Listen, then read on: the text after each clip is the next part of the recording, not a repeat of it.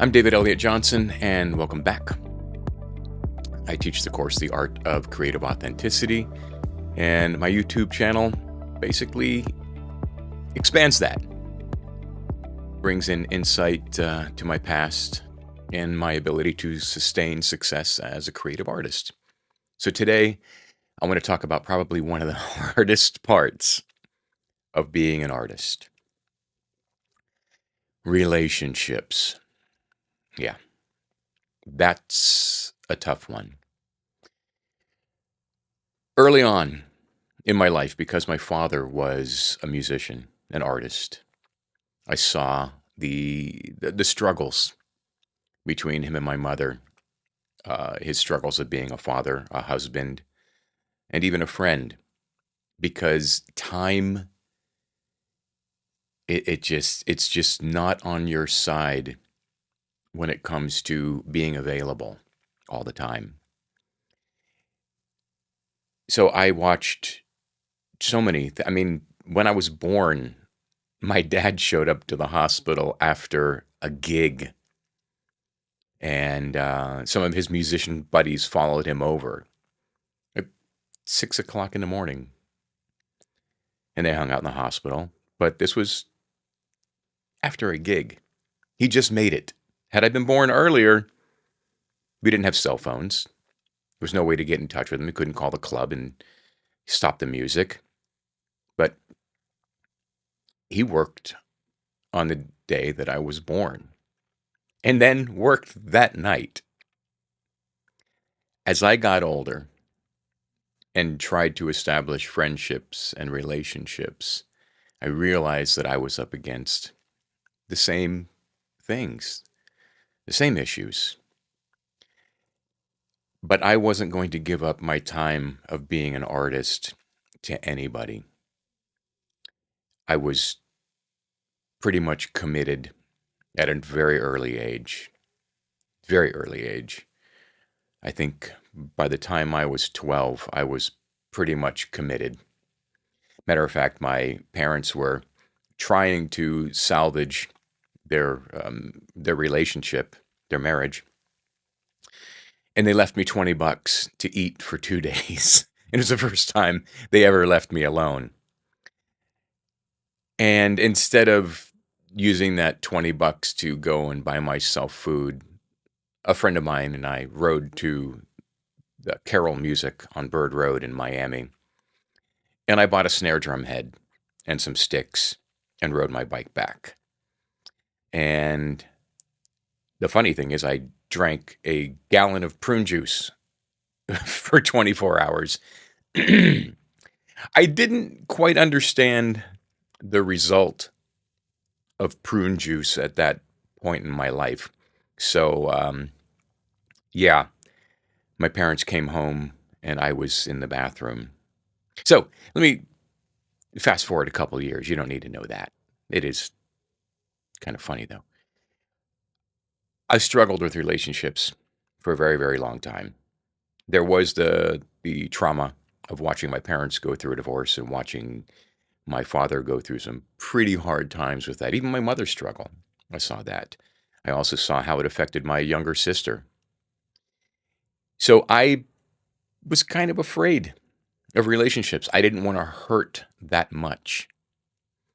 So as I got into relationships, I was 1 foot in, 2 feet out.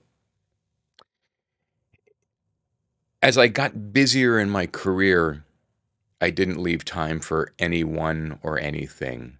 I missed birthdays. I missed holidays. I missed just hanging out with people. I was never around. I wasn't. And when I was off the road, I was traveling. I was going back to some place that I really liked, or I was flying someplace else to do more work. And this started in my teens. So as I got into my 20s and I had moved away, I had moved up to New York. This is post my first world tour. I did my first world tour when I was 18, and I turned 21 on the 52nd floor of the Osaka Festival Hotel in Japan. with a $200 bottle of sake and a jazz band from Milwaukee, I believe. But yeah, so I missed my birthday. I missed every holiday when I was on tour, pretty much. We played New Year's Eves. We played uh, Halloween events and big festivals. The list goes on. But this became commonplace in my life, just not being around, especially in romantic relationships. That was the toughest thing because obviously I was subject to the hardships of having a relationship, just watching my parents go through that. I didn't want to deal with that still at that time in my early 20s. Excuses, excuses, excuses of why the relationship wouldn't work out. Um, I was still young and I was still traveling, and I wasn't quite ready to settle down at that point in my life because I knew that my life was about to get even busier. And this is when I moved from New York, where I was isolated in a studio on Long Island for almost a year and a half. I moved to Nashville to where I hit the ground running and went into sessions, 3 sessions a day, five, six, at one point, 7 days a week.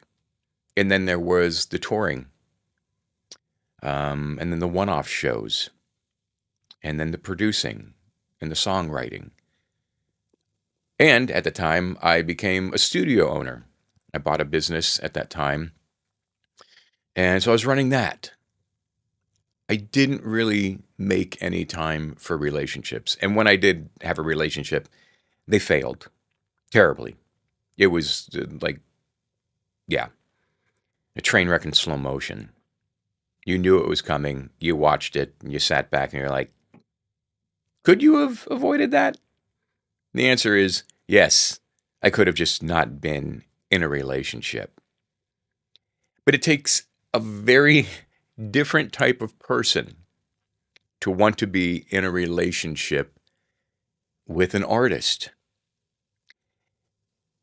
When you have some type of success as an artist, like I did early on, where I was on world tours and TV shows and sometimes recognized for who I was and what I was doing at the time, it takes a very strong person to not fall prey to the jealousy and create situations in their mind that don't exist. It's rough. It can get really rough, especially when you have people that want to meet you and you want to give them their time. You want to create some kind of rapport with them because these are the type of people that are going to propel the rest of your life. They're called fans. And it's important to establish, even just for minutes, some kind of genuine rapport with fans. But some of those fans want to take it a little further. And that's where the issues come up. And that's where the willpower to say, probably not a good idea because the person I'm with is right over there. And I respect that person and I don't want to cause issues or any pain for that person. So I'm going to be the gentleman and say, it's very nice meeting you. I'll see you around. As I got older and my success became more solidified in the industry, people want to latch on to you not because of who you are at the core as a person, but they want to latch on to you for who you know, what you've done, and what you can do for them. And that's one of the hardest parts about being an artist. Because you think it's genuine at first. You think that they sincerely just dig who you are and like who you are and enjoy being around you with no ulterior motives, no plan, no objective. But that's not always the case. And that's the hard one to figure out when you wake up one morning and they say, "So when are you going to start working on my record? Or when are we going to write a song together? You know what would be a great idea if you played in my band?" That's not a great idea. I'm here to tell you it's not a great idea. But relationship after relationship after relationship of that model, of that kind, it gets tiring and you just don't trust anybody and you don't care to trust anybody. And then your respect for relationships just kind of diminishes. You just don't care. And that's a really bad place to be when you just don't care about being in the relationship you're in. You know it's going to fail at some point for some reason, or you just take on that mindset and you make excuses one after the other. But, you know, for the benefit of them, I will say my schedule and my life did not support a typical relationship. I was constantly busy. There were shows that would take me away for Christmas where whoever I was with was making plans to go back home or wanted me to go home with their family, wanted me to meet them someplace on New Year's, or just wanted to go away on a vacation. I couldn't. I couldn't do that. And I just stopped having relationships after a while. I just went, I'm just going to focus on me. These don't work. It's a pain in the ass. Everybody's getting hurt. Melee, a wake of bodies. I don't want to deal with it anymore. And that's when I really started to see my career escalate because I was able to focus on it, really focus on it. But then there was something that hit me because I was always the youngest person in whatever group or situation that I was working in. Everybody was at least twice my age in almost all of the situations. You know, everybody, now that I think about it. So I saw what they had. I saw that they had a house, they had a wife, they had kids. They had this foundation that they were proud of, that they were involved in, that they believed in, that they loved. And that was their first priority. And somehow that clicked with me. I think I was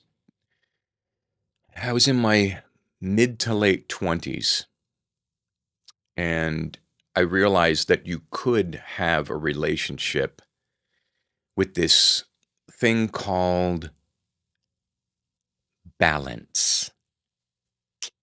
Big word, balance. You can have a relationship. And I realized it was just my fear of commitment and fear of emotional strain that kept me from moving into a significant relationship. Even at that time, I didn't go very far. As I've mentioned in past videos, at the time that I figured all of this out, my father developed cancer.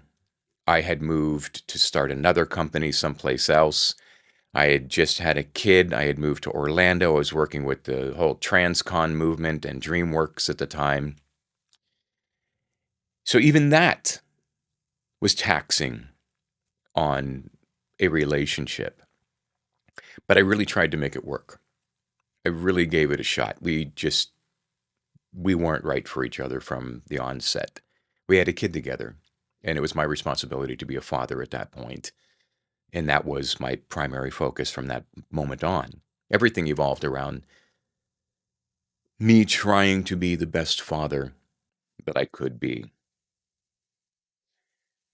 foregoing any other relationships, really, because that's all I had time for. When I wasn't on the road and I wasn't working, I was driving down to see my son. And I would stay on my sister's couch and I would drive back. They did this every other weekend for years. And then I decided that once my father passed away, I decided to move to where my son was so I could be there all the time. I left at the high point of my music career. I left it all behind and I moved away. Moved to a town that had zero industry and zero opportunity to really develop, or so I thought. Then I started making time to develop relationships with musicians that I respected and people that I respected that weren't in the industry. They weren't of that mindset. They didn't want anything from me. It wasn't about me. It was about really what we could genuinely do together and how we could build off of each other and grow, whether it was me teaching them or them being younger than me and inspiring me and giving me that motivation that maybe I had been lost living in a bigger music city. So I started developing relationships again. This was in my 30s. And then I tried romantic relationships and they still weren't working out because again, I was always working. I found a way. I didn't realize at this time, now we had the internet and people could send me things over email and I could send things back to them in emails and upload things and send hard drives back. So I was still working a lot.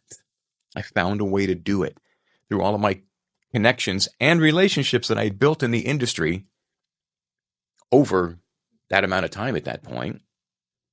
I was able to continue working and building and graduating my success. So I got to a point where I felt pretty confident in my success that I could find balance, true balance. I learned to schedule my time. But more importantly, I learned a bigger word than balance, a magnificent word. The word is no.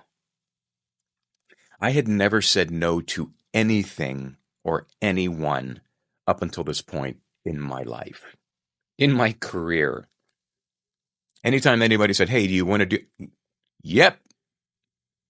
Can you make a session? Yep. Are you available for this? Yep. Can you leave on this date? Yep. Is there anything impeding on? Nope. Everything else was just pushed off to the side. But at this point in my life, I learned this word no. And the first time I said no, it freaked me the fuck out. The first time I said no. And it was to that was actually the drummer on a TV show at the time. I had gotten the job as the drummer on a prominent, what would you call it? Talent discovery show. I don't like to mention names of things or people, by the way. And they said that I would have to move back to Nashville. And that's when I said no. And that scared the shit out of me because it was a heavy duty contract, amazing pay, and a lot of promotion for me. And I said no. They were like, "That's cool." I was like, "There's no pushback? What the fuck? You're not going to fight for me?" And that was it. And myself and the musical director, we've stayed friends. And we still support each other on what we're doing. And I can reach out to him at any time and say, what you got going on? But due to social media, I know what he's got going on. And he has no idea what I've got going. But I learned the word no. And this was significant in my life because between balance and the word no, I was able to try on these shoes for the first time when I met somebody that really meant something to me in a completely different way. I'll share that story with you. At the time, I had a 4,000 square foot recording facility and artist development publishing business. But I also had an office in Beverly Hills. And I was flying back and forth to Los Angeles. And this is right at the time, 2005, when a lot of the companies were closing. But I was going out there and I was pushing artists and I was meeting with management companies. And there was one particular time that I came back pretty stressed out because it was a lot of meetings and they weren't going in a good way because these people knew that their businesses were closing and they were going to be out of a job shortly thereafter. I came home and I said to this woman that I was seeing, I said, you know, every time I go there to Los Angeles, I get this pit in my stomach because it's just so full of shit. These people, it's just, all they do is just crawl up your ass because you've got something that can make them money. And if you can't make them money, they want nothing to do with you. It's the business. And I don't like the people in the business because it's a dishonest business. I just don't like being around the oogie feeling that I would get. And she said, you do realize that when you go out there, you become one of them. And I will never forget this day. That was the moment when I realized this person wanted nothing from me. But she could be honest and straight to my face and tell me what she saw in me. And she knew that this was not me. This is not the perception that I was vying for in my life. She knew what I wanted, and she knew what I stood for. But when she made that point, I realized that this is the type of person that I could spend the rest of my life with. Not only did she have her own thing, she wasn't reliant on me to create her success or create her value in any way. She was her own person. She had her own thing. I'd never been in a relationship like that, where somebody had their own purpose. And that made me realize that, oh, so she's going to need time to do her thing too, which gives me time to do my thing. And then when we're done with our things, we just come together because this is what we want to do. We want to spend time with each other. And that was the start 17 years ago of the relationship that I'm in now. 2 kids later, and a dog and 2 cats. It took a very special person, somebody who understood that I was a little different. I was a little weird. I wasn't normal. And she enjoyed that. But she knew at the root, at the core of who I was a good person. And I cared about her. And I cared about her family. And she cared about mine. And I made time for her. I made time to go away. I made sure I was around for the birth of our child, which leads me to another quick story. I got a call 2 weeks prior to the birth of our daughter. And it was a very good bass player friend of mine. And he said, hey, what are you doing? And I said, well, I've got this song on the radio right now, and I'm kind of riding that. And why? What's going on? He said, I wanted to see if you were available for a tour that I'm on. And I knew the tour that he was on because he had just replaced another high-profile bass player. And I said, man, if I say yes to you, this might be the worst mistake I've made in my life in a long time, not being there for my wife for the birth of our child. And I don't ever want to miss that. He's like, I get it, bro. I get it. I just reached out to you. I thought you'd be great for the gig.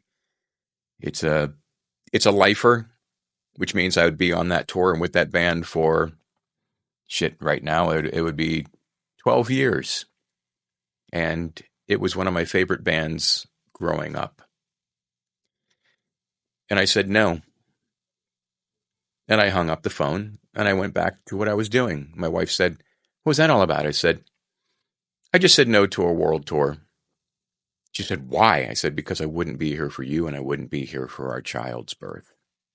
And that means more to me at this point in my life than anything." And that has been my mindset consistently. The things that are most important are not the success that you're perceived by or the things that you accomplish on an external or, public consumption. Your successes are what you do as a person with other people in purpose and in love, whether it be a friend, a family, a loved one, significant other, partner, whatever you want to call it, whatever you want to classify it as. Put a title on it. That's what means the most to me in my life now.